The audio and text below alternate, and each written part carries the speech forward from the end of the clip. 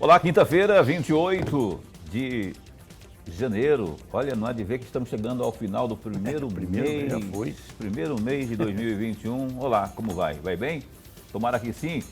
E tomara que você permaneça bem ao longo desta noite, porque está no ar aqui o programa Opinião, que vai até às 8h30. Hoje, entrevistando o deputado estadual Wilson Santos, aqui já postos de rosa. Não é rosa, é salmão, né? Os daltônicos de plantão, sei lá que cor que é essa aí. Mas, enfim, o Wilson já está aqui conosco. Tem muito assunto para falar com o Wilson. Tem aí uns cortes aí, o governador vetando aí. Tem a questão da LOA, que também já foi sancionada pelo governador. Enfim, tem o NEMAT, que é uma das bandeiras aí do Wilson Santos, tem BID Pantanal, e tem a sua pergunta, a sua participação, que é o mais importante aqui, sabia? Olha, vai aparecer aí na tela, quer ver? Apareceu. Esse é o número para você mandar aqui a sua pergunta, caso haja, né?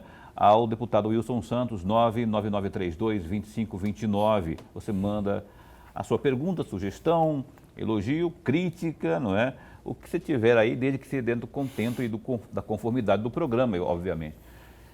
Como sempre, Lorenberg Alves, meu professor, meu amigo, meu parceiro, boa noite. Boa noite, meu amigo Paulo Coelho, e um grande abraço, mas um grande abraço mesmo a todos os nossos telespectadores, a razão maior do nosso programa. E você que nos assiste também pelas redes sociais, que nos assiste também pela página www.gazetadigital.com.br e também pela página no Facebook da TV Pantanal, que é TV Pantanal 22.1, em qualquer canto, onde quer que você esteja. Uma ótima noite aí. Professor Wilson Santos, eu vou falar de professor porque eu já vou explicar porque eu estou já chamando de professor, e é verdade, é professor de cursinho e tudo mais, história.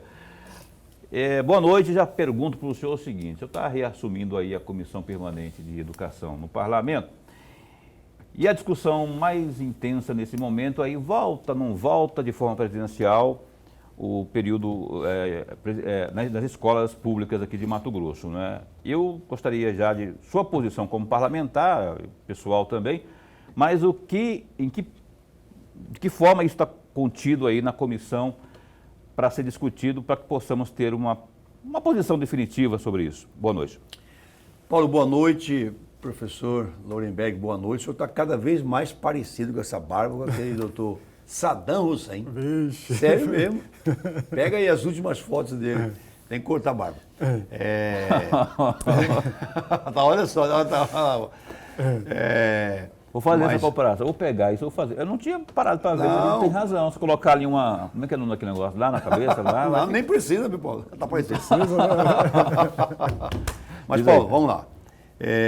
A Assembleia trabalhou bastante ano passado, talvez produziu mais durante a pandemia do que em tempos de normalidade. O número de indicações, de requerimentos, de projetos foi superior ao ano anterior. E isso também aconteceu com o Ministério Público, com os juízes que acabaram julgando mais, e é uma realidade nova, professor Lorenberg. E em relação a esse tema, volta às aulas, nós, a Comissão de Educação, presidida pelo deputado Valdir Barranco, nós produzimos um relatório de mais de 800 páginas sobre esse tema. Fizemos algo em torno de 10, 12 audiências públicas online, ouvimos autoridades do Congresso Nacional e tribunais de contas do Brasil afora, ouvimos representantes de pais, representantes de alunos, gestores educacionais e fizemos um documento. Esse documento recomenda cautela, mas cada semana é uma realidade.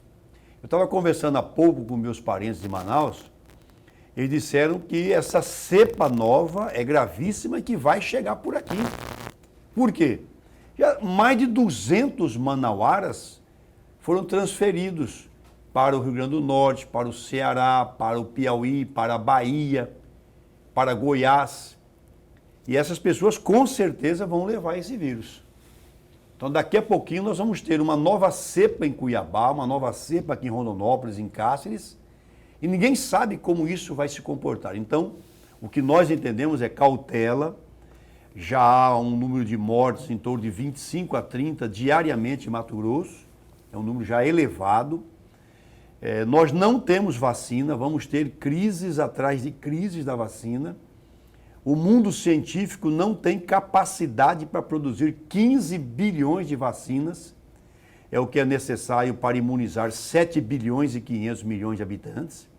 Não consegue, são mais de 200 países, todos em cima, todos querendo comprar, já agem em cima disso. Tem gente fazendo fortuna em cima das vacinas. No Brasil, como não poderia ser, né? Malandragem para tudo quanto é lugar, delegado em cima, Ministério Público, gente vacinando nas costas, autoridade, enfim, uma anarquia geral, que é a regra, infelizmente e infelizmente. Então, o que a Assembleia orienta neste momento é cautela e que volte às aulas à distância, volte às aulas online. Até porque, depois das festas natalinas de Ano Novo, houve um recrudescimento do número de contaminados e de mortes no estado. Lorenberg Alves. Deputado, antes de mais nada, a nossa alegria e o prazer de tê-lo aqui mais uma vez. Você me desculpa da brincadeira.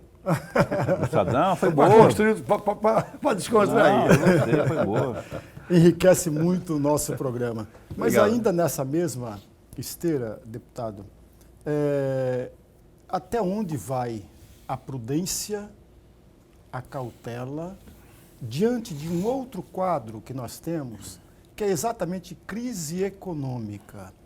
Existe um grupo de pessoas que perderam o emprego, um grupo de pessoas que precisa urgentemente de emprego, ainda que não os tenha, porque nós somos mais de 14 milhões de desempregados e esse crescimento, esse número de desempregos está crescendo e crescendo muito, muito antes da pandemia, que não era controlada e não era administrada. Até que ponto vai a prudência e a cautela? Todos nós sabemos, porque o garoto, a criança, ele é mais resistente ao vírus, mas ele é o elo entre o vírus e a sua própria família. Até onde vai a prudência? Eu estou cobrando muito mais do professor, daquela pessoa que está acostumada a lidar com a educação, do que necessariamente do parlamentar. Lorenberg, essa é uma das perguntas mais difíceis que eu já recebi na vida. Porque quem souber essa resposta vai se destacar mundialmente, né? Todos os chefes de executivos, de parlamento, apanharam muito. O primeiro-ministro inglês apanhou, feio. O presidente Bolsonaro apanhou. O ex-presidente Donald Trump apanhou. O presidente argentino apanhou feio. Por quê? Porque a última vez que isso aconteceu tem 100 anos. E não há registros sólidos que possam nos instruir num caminho de segurança em relação a isso. Então, a cada semana é uma realidade. E eu não jogo pedra em nenhum governante, porque se eu tivesse lá, eu também ia titubear em muitas vezes. Fecho tudo, deixo meia porta, abro tudo. No começo fechou, depois abriu um pouquinho, aí escancarou, voltou a fechar, a pandemia voltou, segunda onda, ninguém entende. Então, é uma pergunta dificílima.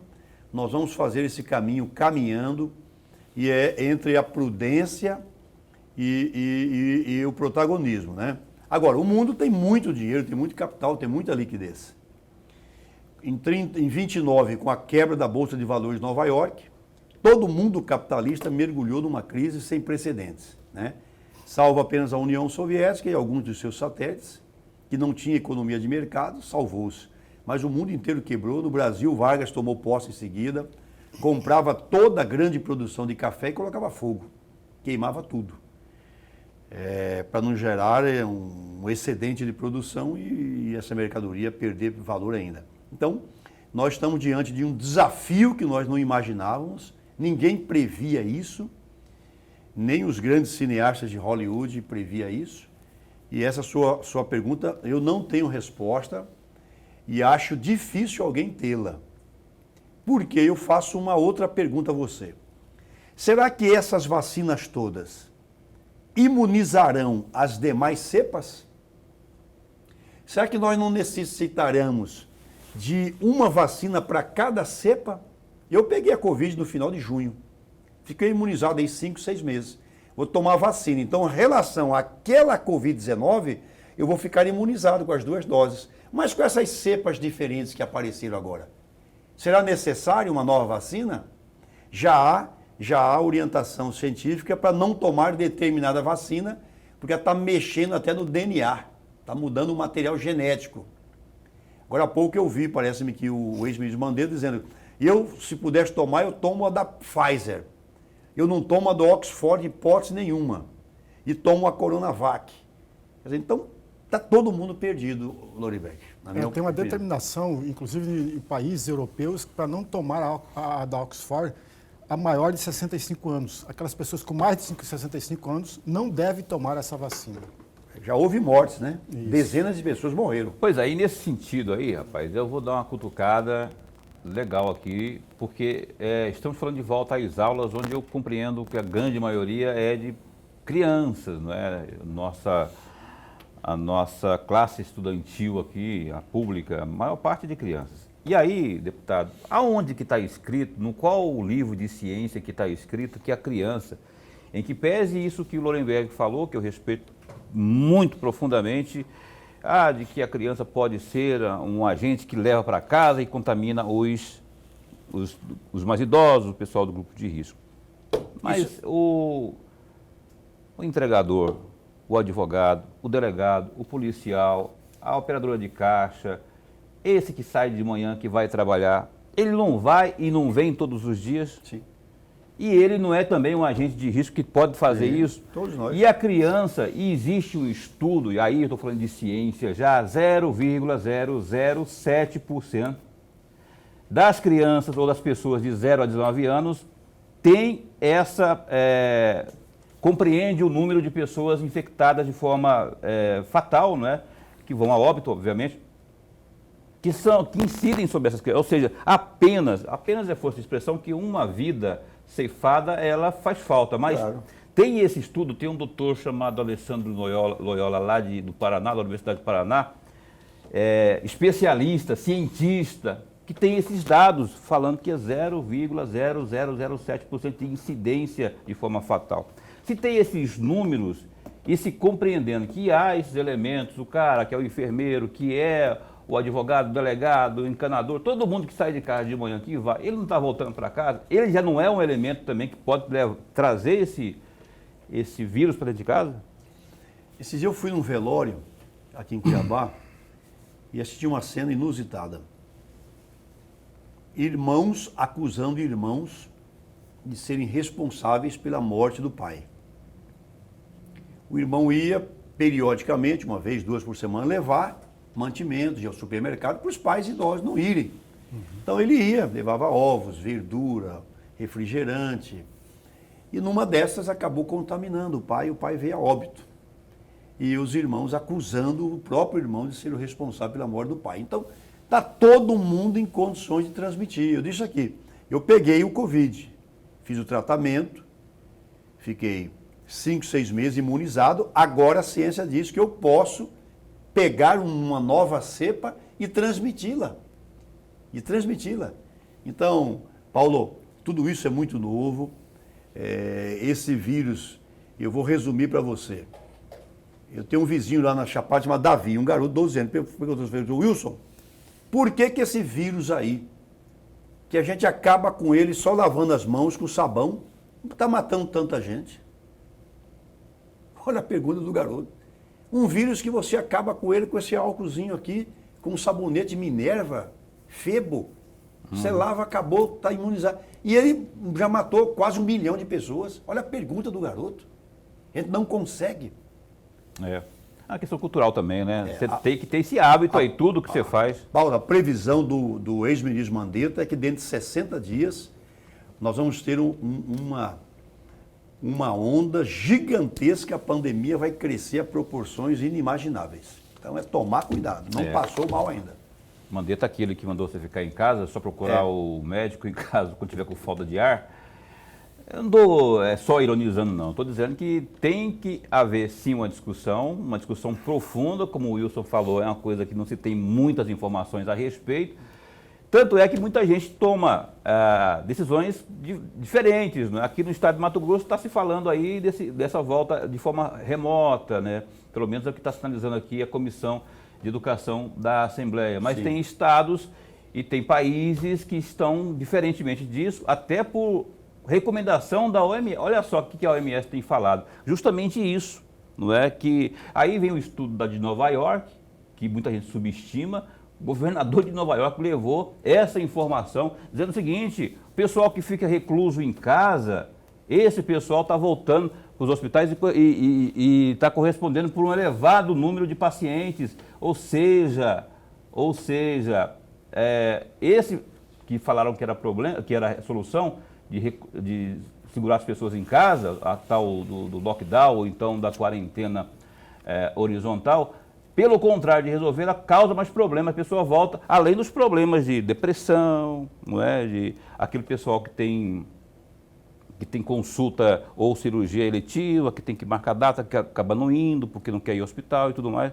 É uma série de... Por isso que a pandemia, né, Paulo? A primeira vacina descoberta no mundo foi contra a varíola.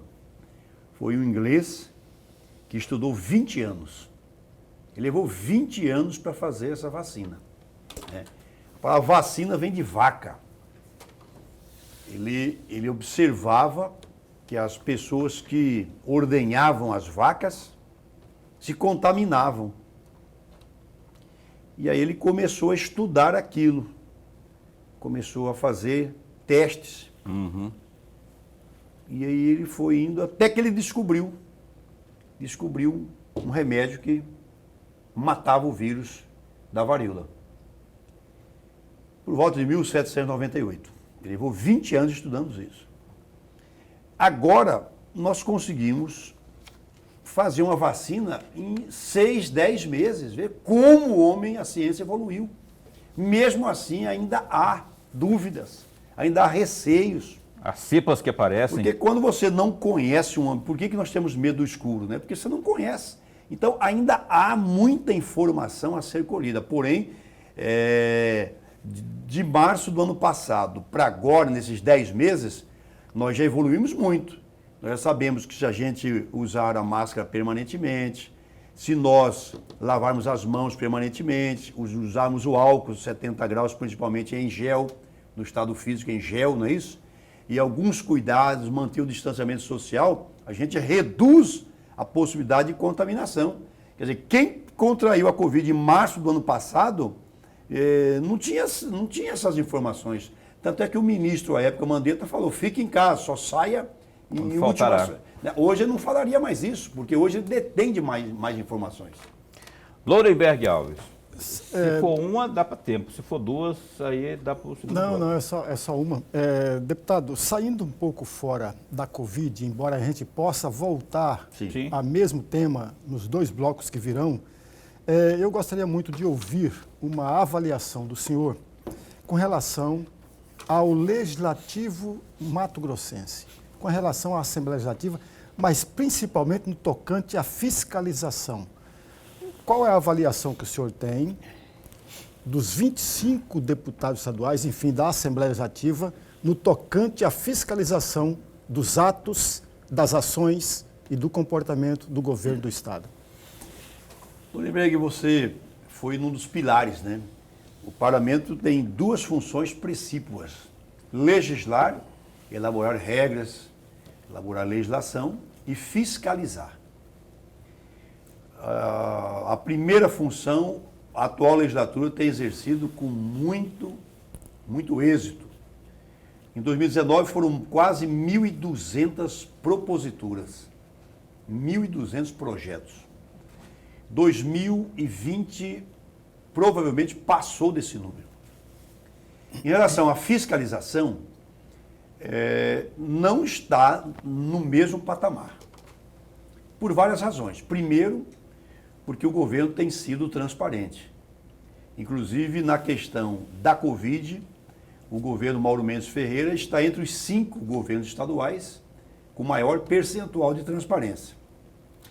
As licitações não têm recebido denúncias, elas estão sendo disputadas por um alto número de empresas que voltaram a acreditar no pagamento em dia, no pagamento correto. O percentual de deságio é elevadíssimo. Nós temos licitações que estão sendo vencidas com deságio que supera 50%. Isso é inacreditável. Nos leva até ao temor se essa empresa de fato vai levar a cabo aquela obra ou aquele serviço. Então, por essa razão de um governo mais transparente, um governo que equilibrou a questão econômico-financeira, que paga em dia os salários, publicou esta semana o pagamento dos salários até o 13º. Um governo que está pagando os fornecedores. Por exemplo, todos os veículos de comunicação que ficaram com restos a pagar, no final deste ano passado, todos receberam. Não há mais débito do governo do Estado com nenhum veículo de comunicação do Estado. Todos foram pagos. Então isso acaba construindo credibilidade. Quando vem a credibilidade, é natural que até a própria oposição esmoreça no papel da fiscalização. Mas temos feito requerimentos, a Assembleia tem CPIs em andamento, várias CPIs em andamento, mas eu confesso a você que o papel de legislar tem sido muito mais absoluto do que o de fiscalizar. Muito bem. Tá aí, e o Wilson Santos continua conosco, que a gente vai para o primeiro intervalo comercial de hoje. Volta já já. Sua pergunta, bem-vinda aqui, ó, 99932-2529. Está aí na tela para você interagir conosco aqui no programa Opinião, que dá um tempinho só e volta já já. Olha, são 7h53, cá estamos de volta ao vivo pela TV Pantanal, uma emissora do Grupo Gazeta de Comunicação. Olá, você que está se ligando nesse instante aqui no programa Opinião, que nesta noite entrevista o Wilson Santos, deputado estadual. Antes de seguirmos a entrevista com o Wilson, vamos destacar o que temos de mais relevante nesse instante no www.gazetadigital.com.br. Jovem de 26 anos e mais 25 pessoas morrem de Covid-19 em 24 horas. Jovem de 26 anos, morador da cidade de Rondonópolis, que fica a 212 quilômetros ao sul de Cuiabá, e outras 25 pessoas morreram vítimas da Covid-19 em Mato Grosso. Dados do boletim epidemiológico divulgado pela Secretaria de Estado de Saúde, a SES, nesta quinta-feira, dia 28, mostram que o Estado contabiliza 5.069 óbitos pela doença. Ainda conforme o boletim, o balanço, Mato Grosso já registrou mais de 213.700 contágios pelo vírus, dos quais 1.500 foram registrados no último boletim. Do total de casos, em mais de 199.600 ocorrências, os pacientes se recuperaram do coronavírus. Contudo, cerca de 7.900 pessoas seguem em isolamento. Está aí no Gazeta Digital, que também tem esse outro destaque aí, ó. Mendes sanciona lei orçamentária anual e veta 10 emendas parlamentares. Até sei que o Wilson Santos tem emenda vetada aí pelo governador. O Mauro Mendes, governador, sancionou a lei orçamentária anual, a LOA, que estima e fixa a despesa do exercício financeiro de 2021 em 22 bilhões e 100 milhões de reais. A peça foi publicada no Diário Oficial, que circula nesta quinta-feira, dia 28. Mendes também vetou 10 emendas parlamentares dos deputados estaduais, dentre elas a criação de um programa de trabalho na Universidade do Estado de Mato Grosso, a Unemate, no valor de 2 milhões de reais.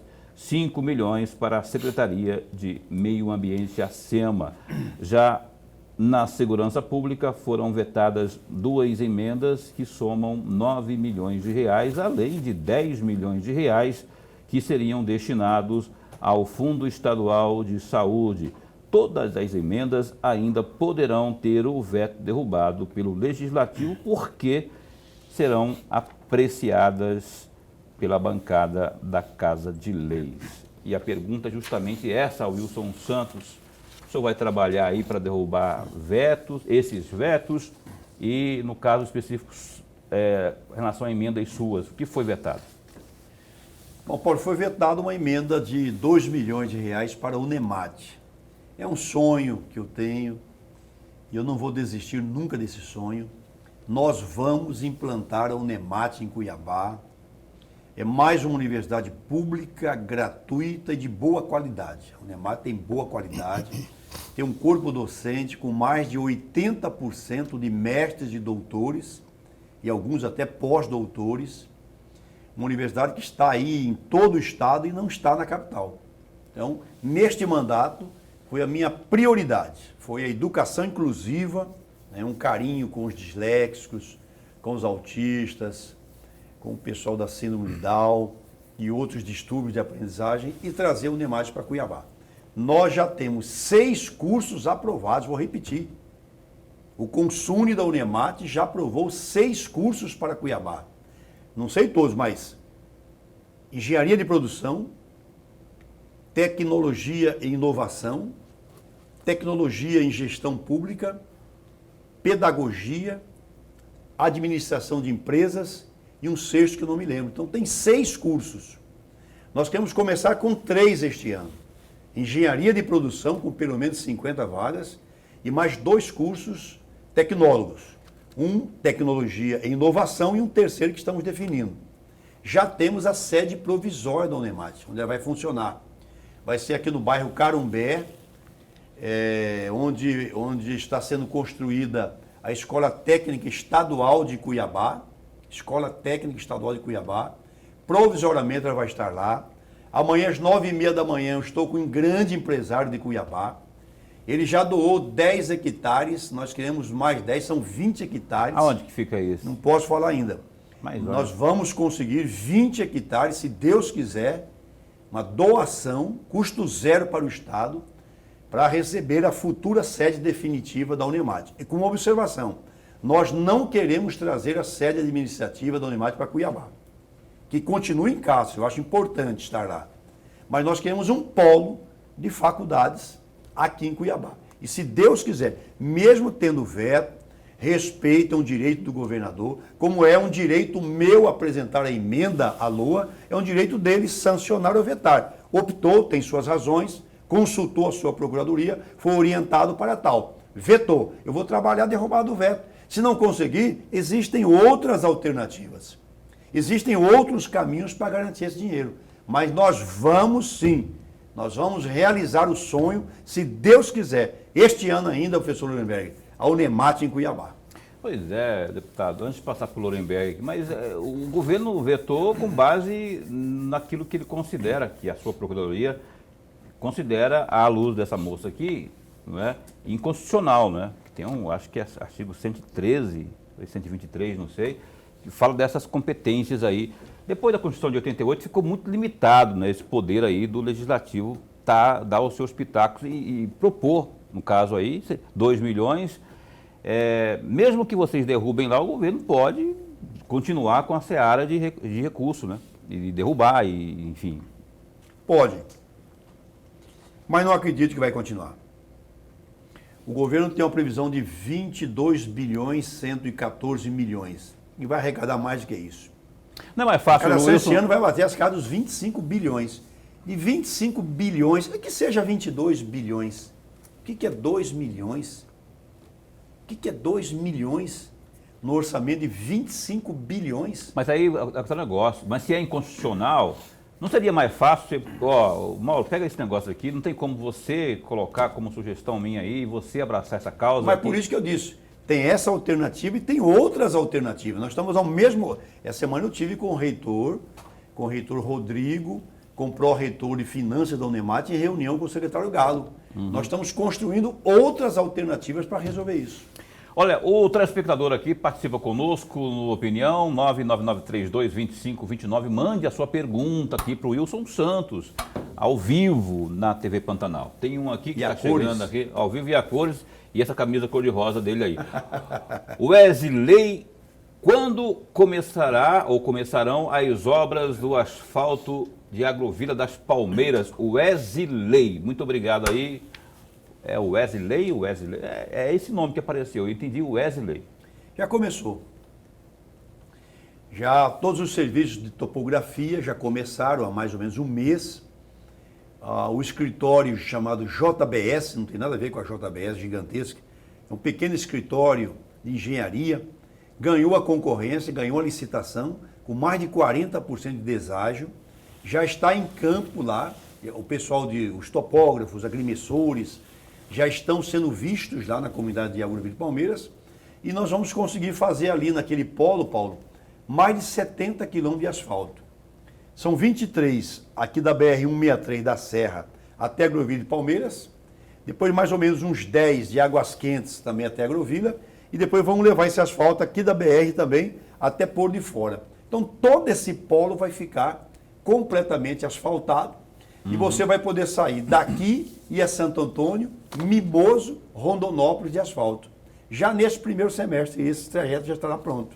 E agora começa, talvez até o final do ano, o asfalto até Agroville esteja pronto. Porque asfalto é o quê? Primeiro projeto, depois drenagem, depois base, depois subbase e por último a capa. Então as pessoas chamam de asfalto só a capa. Mas para chegar no asfalto tem que começar desde a elaboração do projeto. Então já começou a elaboração do projeto. Lorenberg, por favor. Deputado, eu vou sair um pouquinho fora do assunto, embora eu acho ele pertinente e oportuno para discutir. Eu vou sair fora para trazer um outro tema que é nacional e não deixa de ser também regional.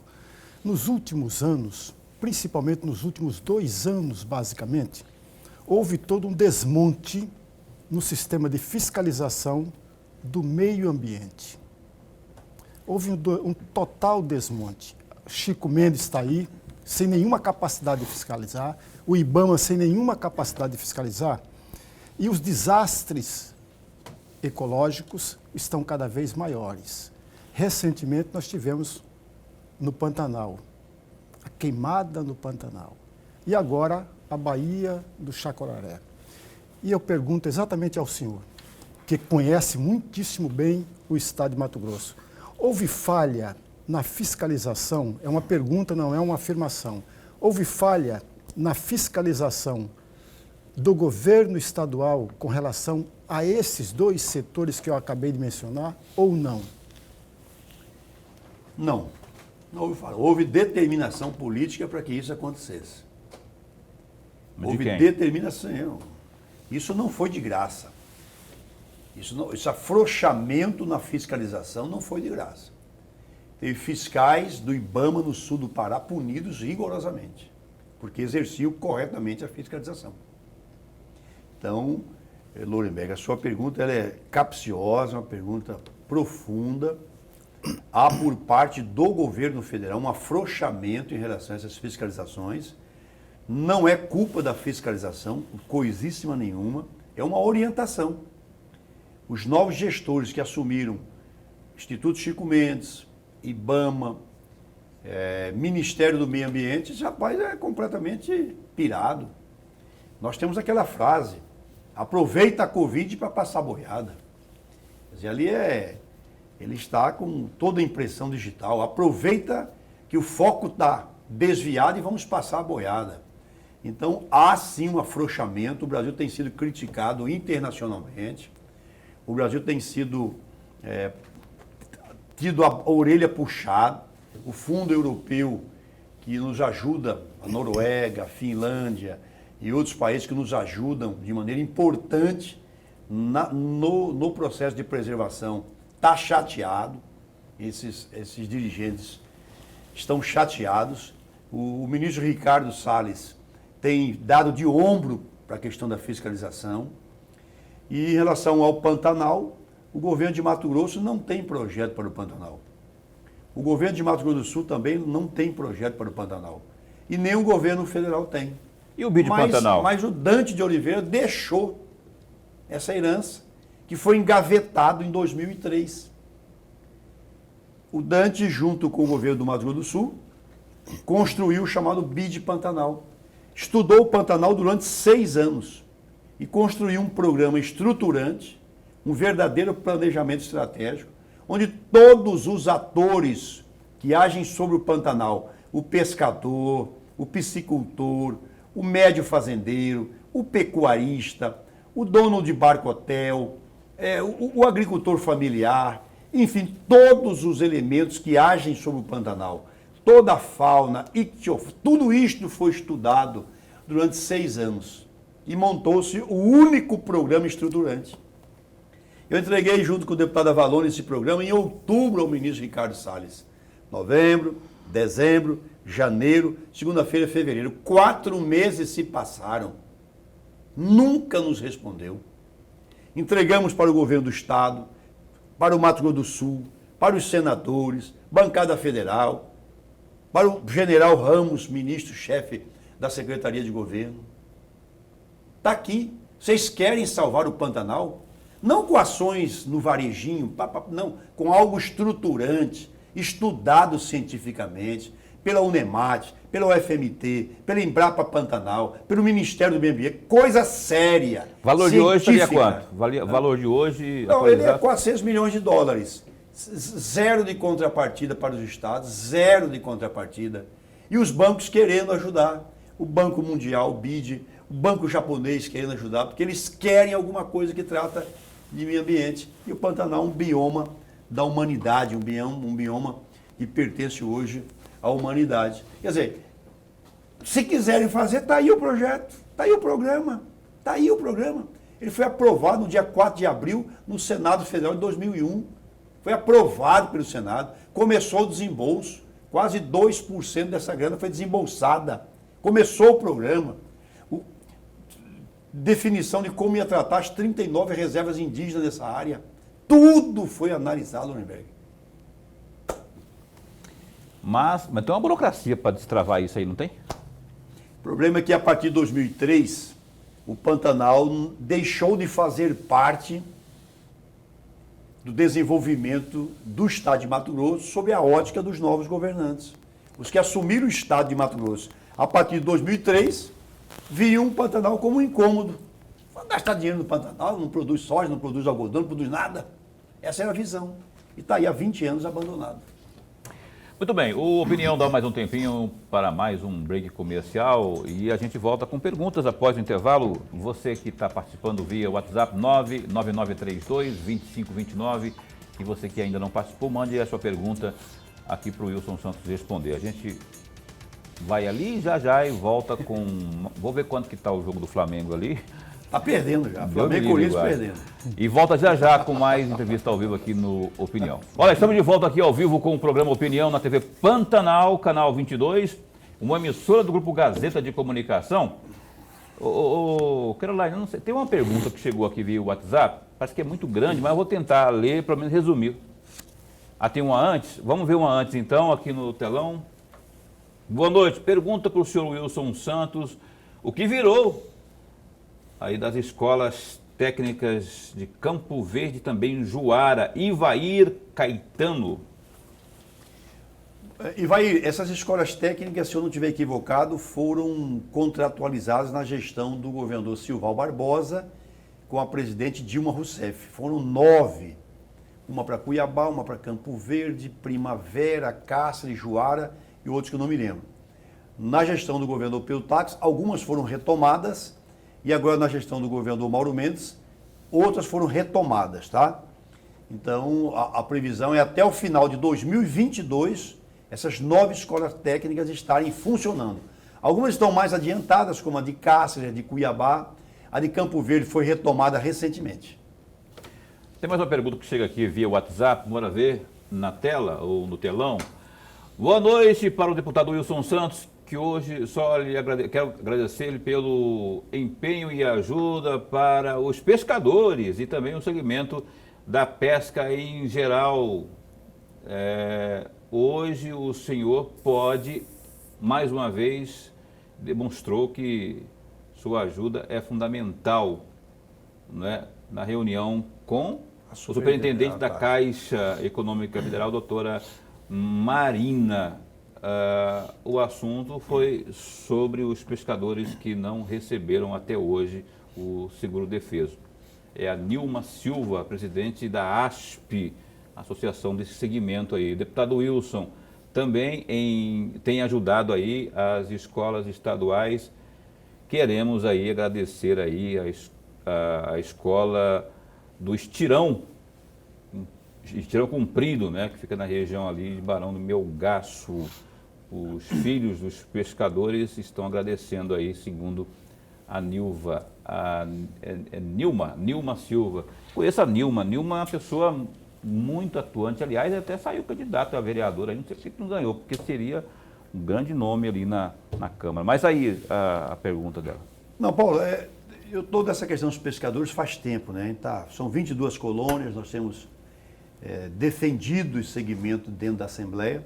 E hoje tivemos a reunião com a superintendente da Caixa Econômica, a doutora Marina, para discutir sobre o não pagamento do auxílio defeso. Segunda-feira começa a pesca, dia 1º recomeça a pesca, acabou Piracema, e eles não receberam o defeso.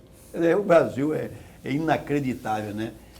Não todos, né? Mais ou menos 50% não receberam. A doutora Marina foi extremamente gentil, junto com o Marcos e com o Rodrigo, nos atenderam online.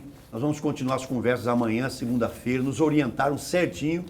E nós queremos que pelo menos em fevereiro, são milhares de pescadores possam ter acesso àquilo que é de direito, que é receber o seu auxílio defeso, que é um salário mínimo. E o Cota Zero, como é que está? Você sabe, tem informações? Quais são as novidades aí? No Cota Zero houve um acordo do segmento da pesca com a Assembleia e com o governo do Estado, e o governo retirou o projeto, não tem projeto da Assembleia, e só vai voltar com estudo técnico. Então, se o Estado tiver um estudo científico convincente, elaborado por uma instituição de credibilidade na área, a matéria retorna ao parlamento. Eu aconselho a não retornar.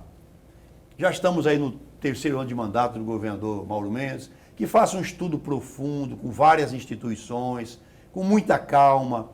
Eu oriento que não deve voltar esse assunto por enquanto. Durenberg.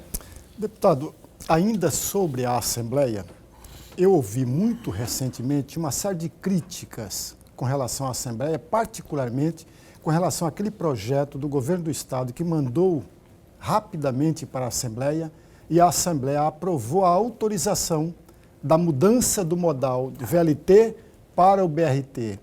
E as críticas que eu tenho ouvido com muita frequência, eu transfiro ao senhor, é de que a Assembleia deveria, ao mínimo, no mínimo, colocar em discussão, em debate e audiências públicas antes da sua aprovação. O que o senhor pensa a respeito? Bom, eu penso que o governo acertou. Acertou por quê? Essa obra está parada desde dezembro de 2014. Está parada há 6 anos e 1 mês. Há 6 anos e 1 mês está parada. Foi tempo suficiente para qualquer um formar opinião em relação a isso. Em relação aos modais, BRT ou VLT, qualquer um dos dois, professor, é superior ao sistema que está aí. Sistema antigo, carcomido, caro, com altíssimo grau de insatisfação pelos usuários. Então, se for VLT, é muito melhor do que o que está aí. Se for BRT, é melhor do que o que está aí. O que precisava era decidir. E o governador, mesmo sabendo que não agradaria a todos, decidiu. Agora, tempo suficiente para debater esse assunto teve.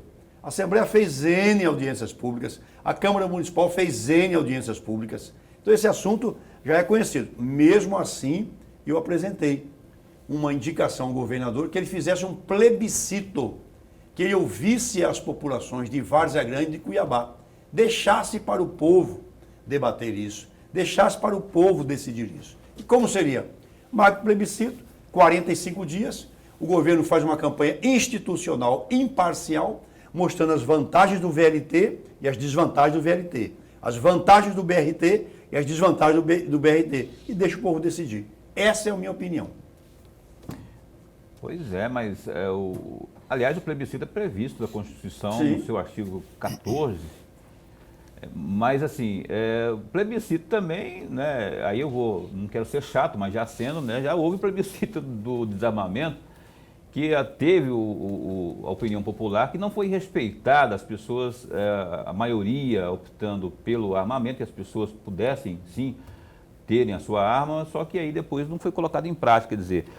Tudo bem que o plebiscito seja importante, é importante, mas não só como uma jogada política de, vou ficar aliviado, o povo falou, está resolvido. Não, vamos fazer o negócio funcionar de forma correta. Tem que ter o plebiscito, tem que ter a resposta e tem que ser seguido, né? Sim, eu acho isso. nós temos, por exemplo, Curitiba. A região metropolitana de Curitiba tem o melhor sistema de mobilidade urbana do país. Curitiba é referência nacional. Tem mais de 3 milhões de habitantes. Lá não tem VLT nem metrô. Lá é BRT. Então você tem BRT que funciona bem no país, você tem BRT que funciona mal, você tem VLT que funciona bem, VLT que funciona mal, depende muito da gestão. Agora, qualquer um dos dois modais, eu repito, tanto o BRT quanto o VLT, professor, são superiores ao sistema que aí está, herdado do velho tempo da chamada nova era. Né? Ônibus individualizados, frota envelhecida, passagem cara, sistema carcomido. E o BRT ele tem uma vantagem. Você pode expandi-lo com mais facilidade. Você faz o BRT, vamos supor, até a loja Havan no Cospó, na Fernando Corrêa.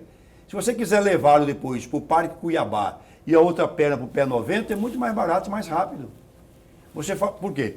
Quem sai do Pé 90 para o VLT de ônibus, ele sai na Fernando Corrêa, tem que descer. Aí pega o VLT. Ele vem só até a Prainha.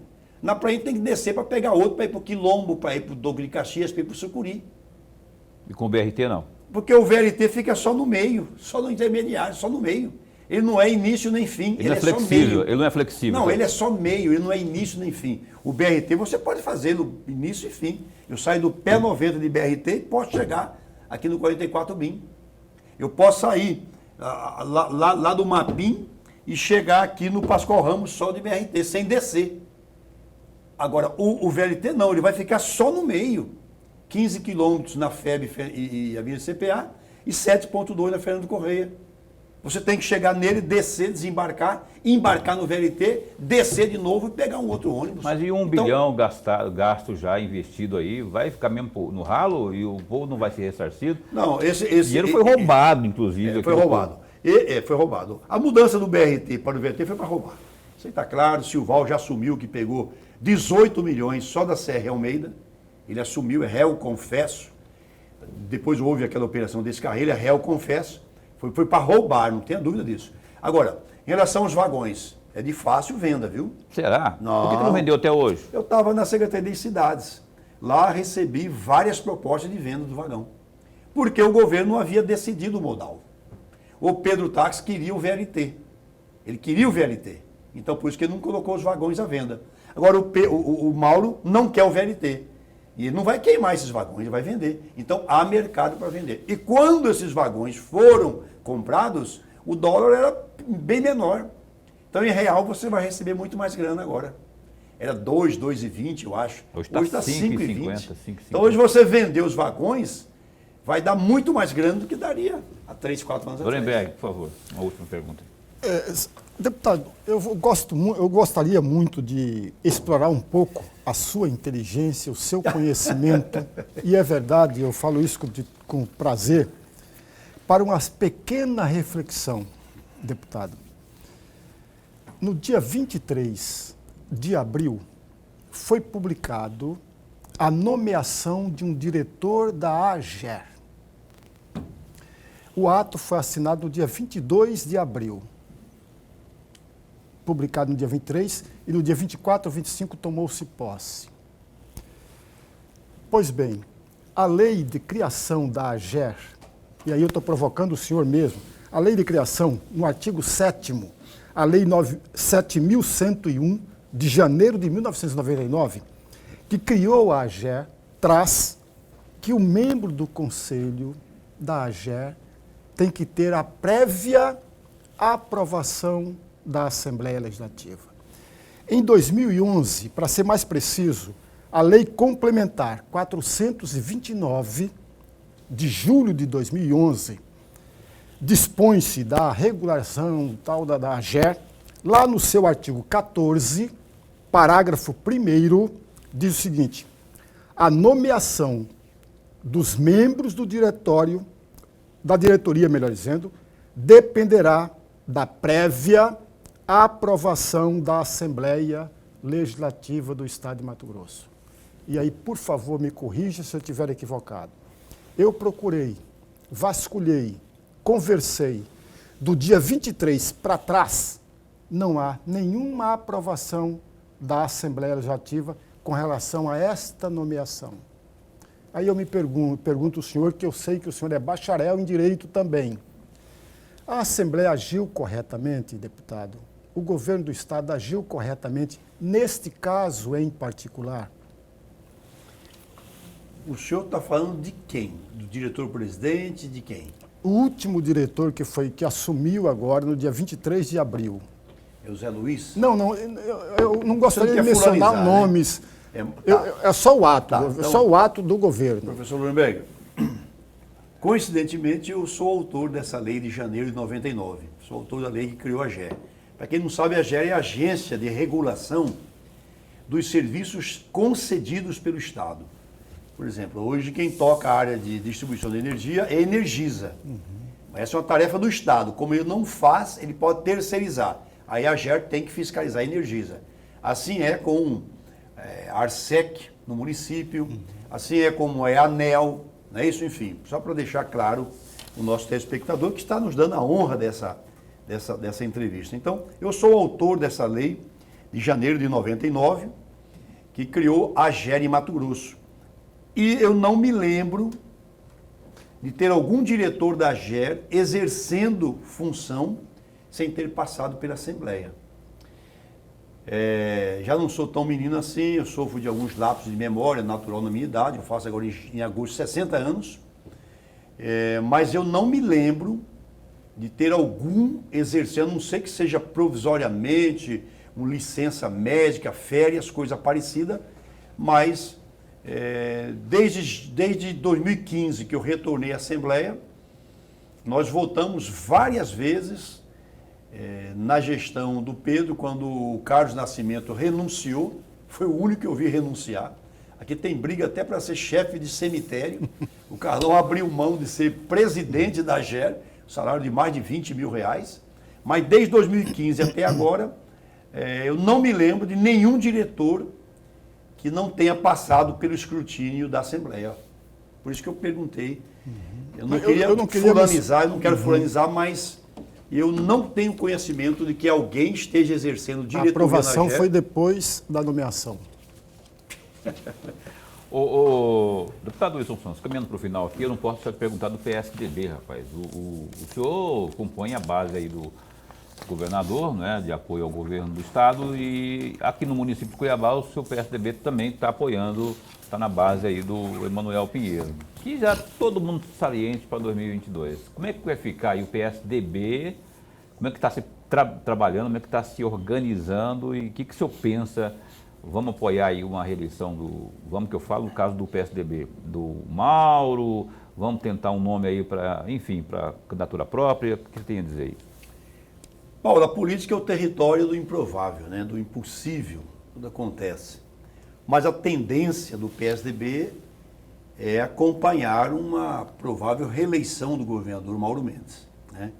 Nós somos 2 deputados na Assembleia, estamos na base do governo.